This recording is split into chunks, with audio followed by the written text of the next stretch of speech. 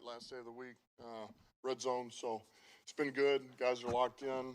We need to have a good one, another good one today, and then we'll be ready to go. Questions? Talk about the red zone. That was obviously such a big factor in last week's game. You guys have been really good red zone efficiency this year, but they also have been really good defensively. I think they're third in the league. Just what makes them so good, so tough in the red zone? Well, pressure. They pressure, but then once you get into third down, they calm things down and they do what they do, and they're really good at it. And so there's a lot of these, especially when you get in there really tight.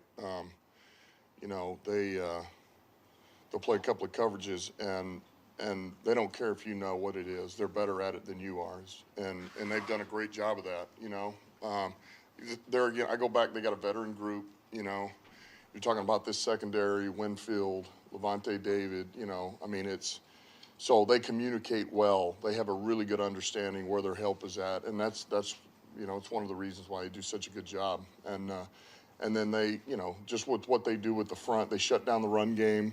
Most of the time, good red zone teams run the football. Well, they're not going to allow you to run it. So you want to get big, they get bigger than you get, with packages. So it's just Bowles has always been that way. He's done a hell of a job with it, and it's going to be a test. It'll be a major test for us. You pushed James Houston's acclimation window to the final day before making the decision.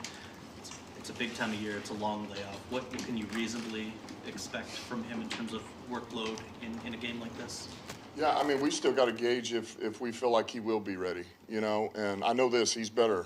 He's a lot better this week than he was last week, and that's the progression of it, right? Is every week he should start to get his legs back under and feel good about it, and, we got to decide if we really believe that if he goes, are we going to get the production relative to who we're sitting, for the rest of the team, so that's kind of where we're at. But I know he looks a ton better. I know he wants to go. Who wouldn't? So, but he's done a nice job coming back.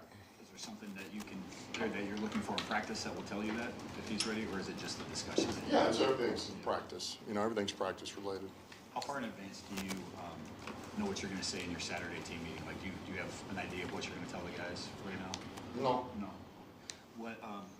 You're 2 wins away, obviously, from making the Super Bowl. What is the balance, whether it's then or whatever, that you have to have, I guess, between addressing that elephant in the room, right? The Super Bowl is sort of there for that, close enough to touch, but also focused on this week and the importance. Well, the guys, look, I mentioned something about it the other day. They know we only have 3 left here, and then you get a bye, Get a bye after 2, and then you get the third one. So there's only 3 left here, but it all starts with 1. And that's really the process all year. No matter where you're at, if you lost 1, you won 5 in a row, now you're in the playoffs, man, it's all about the one in front of you. You have to stay focused on that. So everything we've got, full focus on this game, do your job one more time.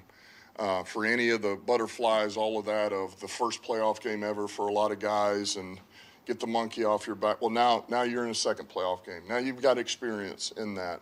You understand the environment. You understand what our house is going to be like, which is electric, which should give you a surge of energy. And so I think this is good, but it's all focus on 1. Dan, I held you up at the end of your last press conference and got maybe the wires crossed a little bit on the way I asked the question, but your coordinators are up for jobs, correct?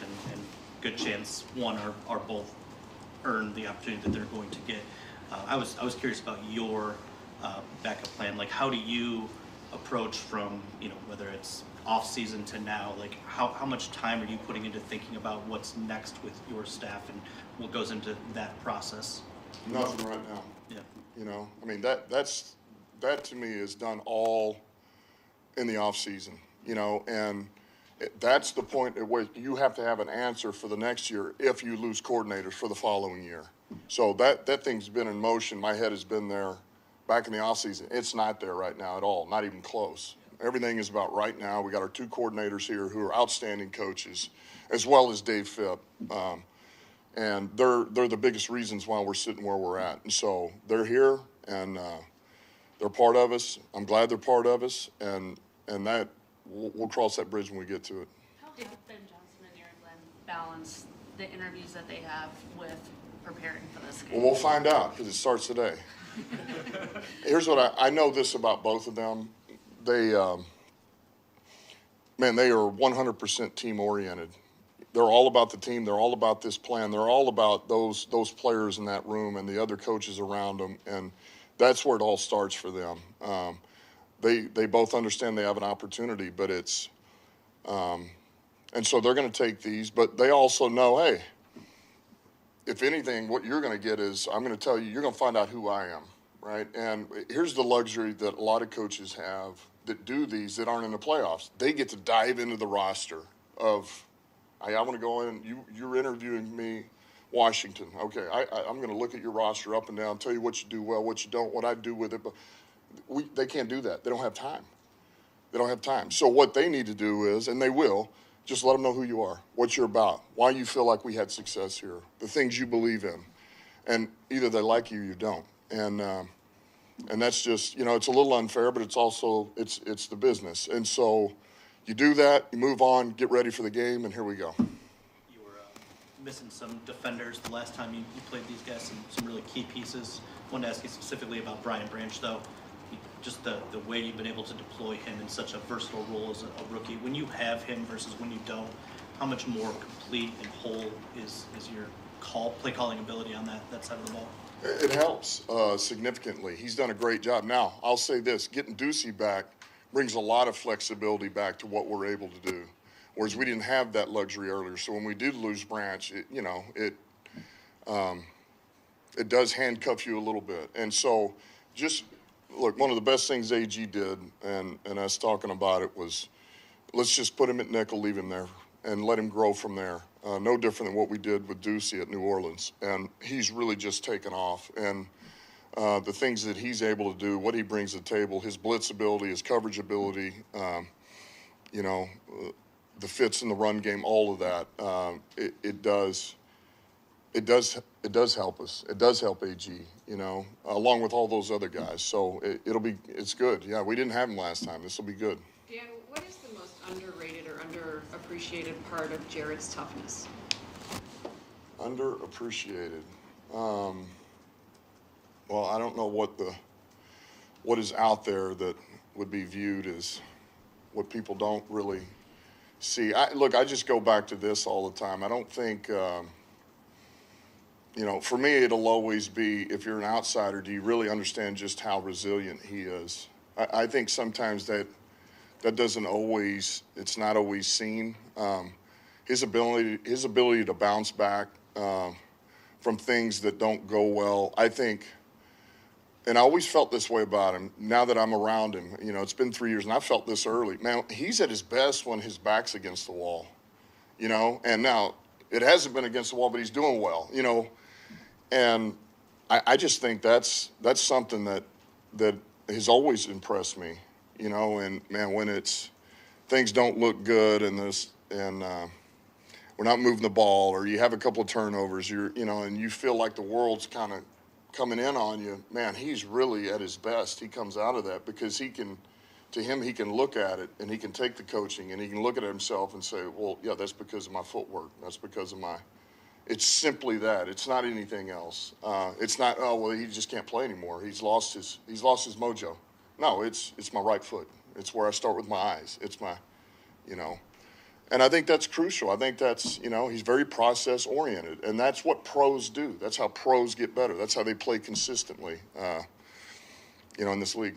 How long did it take you to figure that out that first year here? I mean, Brad was telling you these things, I'm sure, but and you challenged Jared at different times in that first year too. When you're in the middle of that year, I think somewhere around the bye, that's when you really notice it, because look, none of us are, and we're all under heat, and I'm not a very good coach, and he's not a very good quarterback, and Brad's not a very good evaluator of talent. Can't get enough pieces. It's the whole thing, and so you can't listen to all that.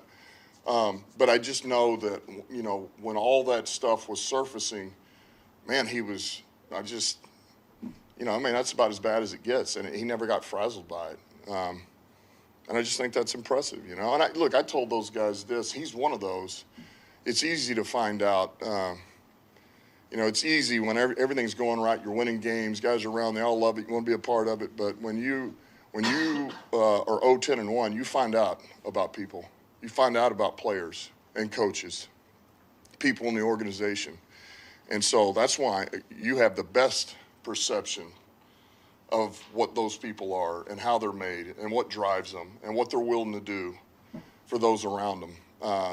It's a much better viewpoint and look at people than when everything's going great. You got 12 wins, you're blah, blah, blah. So he's one of those guys. I know exactly what he is when it's at its worst, and I'll take that guy any day. Ben Johnson's decision to come back this year, turning down some head coaching interviews last year, how has that made him a better coordinator, you think, going through this season? I think it's made him a better coach. You know, yeah, he's grown as a coordinator, got a little bit better. You learn things as you would being in that position again. But I think, yes, there's that, but I think it's made him more rounded, well-rounded coach. I just think everything has grown. I think he's got a very good grasp of what we do, roster management. I think when you do that and you get in that and it's like, okay, there could be a next step. I'm not ready for that. In my head, I don't want to do that yet. Yes, I'm a better coordinator, but it's also, he knows he's starting to look for and ask these questions about those roster, game day, building a team, what you're looking for, front of the room. You know, and I think it's served him well, and it's a credit to him. And that not many people would do that, but that's how he viewed it. It's an experience for him. It's a chance to grow, and it's a chance to grow with people that he appreciates being around, those players, the coaches, everybody in this building. The first game against Mayfield, I think Baker attempted like 12 passes of 20-plus yards downfield. They only hit one of them, so you guys did a pretty good job on that. When they max protect, when they do what they do, trying to take those shots, what are the keys for your defense, your secondary to 13.